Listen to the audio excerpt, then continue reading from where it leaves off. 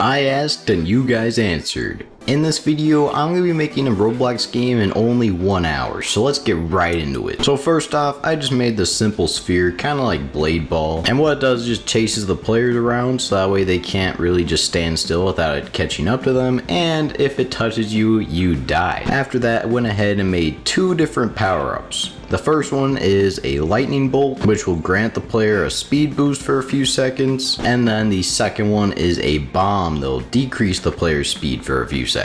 Now we've got the power-ups and the ball out of the way. It's time to get to work on the map. And at this point in time, I only have 20 minutes left, so let's really race against the clock.